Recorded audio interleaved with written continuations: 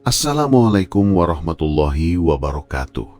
Bagaimana kabarnya teman-teman semua? Semoga selalu berada dalam keadaan sehat walafiat dan tidak kekurangan suatu apapun juga. Selamat datang kembali di channel ini. Kali ini saya mau berbagi sedikit cerita yang saya dapatkan dari seorang teman yang mengalami sendiri dan menjadi saksi dari kejadian yang akan saya ceritakan ini. Semoga bisa kita ambil hikmah dan pelajaran di dalamnya. Kita langsung saja ke cerita ya. Kejadian ini sendiri baru terjadi beberapa bulan yang lalu. Teman saya ini, kita sebut saja namanya Andi, tinggal di sebuah kampung yang tidak jauh dari pusat kota. Andi mempunyai tetangga seorang janda yang hanya tinggal berdua dengan anak laki-lakinya. Kita sebut saja namanya Bu Asih dan anak laki-lakinya bernama Anton. Semua nama sudah disamarkan. Rumah Bu Asih sendiri berada tepat di depan rumahnya Andi, hadap-hadapan dan hanya dibatasi oleh pekarangan rumah yang tidak terlalu lebar dan jalanan kampung yang juga tidak terlalu lebar, hanya cukup dilalui oleh satu mobil saja. Pada awalnya tidak ada yang aneh. Semua berjalan baik-baik saja layaknya kehidupan sehari-hari pada umumnya. Namun, belakangan Andi mendapati ada hal yang janggal. Bukan hanya Andi yang melihat, tapi ternyata beberapa warga yang lain juga ikut menyaksikan. Anton, anak Bu Asih yang duduk di kelas 2 SMA, belakangan sering terlihat pulang membawa teman perempuan dan membawanya masuk ke dalam rumah di saat Bu Asih sedang tidak ada di rumah. Bu Asih sendiri adalah seorang pedagang di pasar kota. Beliau setiap hari pergi pagi dan baru pulang menjelang maghrib. Singkat cerita, warga mulai resah. Setelah berembuk dengan Pak RT dan beberapa orang yang dituakan di kampung, akhirnya mereka sepakat untuk mendatangi rumah Bu Asih dan menemui beliau secara baik-baik. Akan tetapi, respon Bu Asih ternyata tidak seperti yang diharapkan. Beliau malah marah-marah dan bilang, "Tidak usah mengurusi anak saya itu urusan saya. Kalian urus saja anak kalian masing-masing." Warga tentunya terkejut dengan respon Bu Asih, namun warga mengalah karena tidak ingin terjadi keributan. Walaupun begitu, warga tetap waspada dan mengawasi gerak-gerik Anton.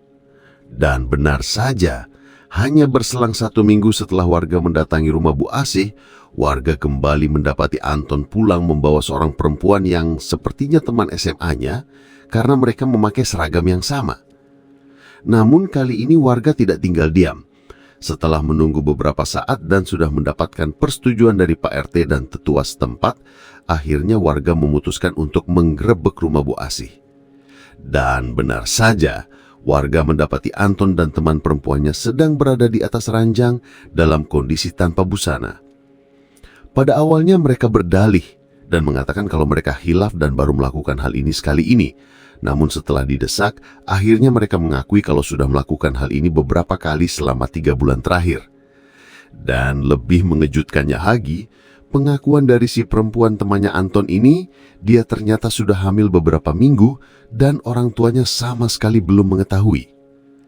Salah seorang warga langsung menelpon Bu Asih dan meminta Bu Asih untuk segera pulang.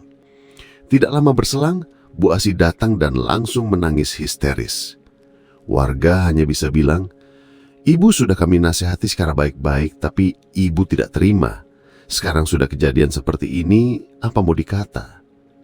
Singkat cerita lagi, warga dan tetua kampung memberikan 2 pilihan kepada Bu Asih. Apakah mau dilanjutkan ke pihak yang berwenang, atau Bu Asih meninggalkan kampung dan baru boleh kembali lagi setelah 3 tahun. Dengan pertimbangan Bu Asih adalah warga asli kampung tersebut, bukan pendatang.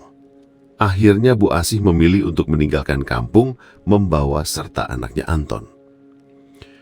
Apa yang bisa kita petik dari cerita ini, teman-teman? Mungkin tidak ada salahnya ya, sesekali kita mengawasi gerak-gerik tetangga. Bukannya ingin tahu atau bagaimana, tapi takutnya terjadi hal-hal yang tidak kita inginkan. Di lain sisi, cobalah juga untuk lebih peduli, mungkin tetangga kita membutuhkan bantuan. Pelajaran juga mungkin buat teman-teman yang sudah dikaruniai anak, apalagi anak-anaknya sudah beranjak remaja. Kalau memang anak kita melakukan suatu kesalahan, tidak ada salahnya untuk dinasihati.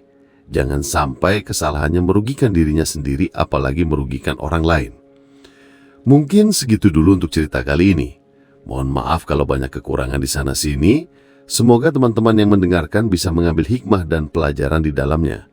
Saya mohon pamit, sampai jumpa di cerita-cerita selanjutnya.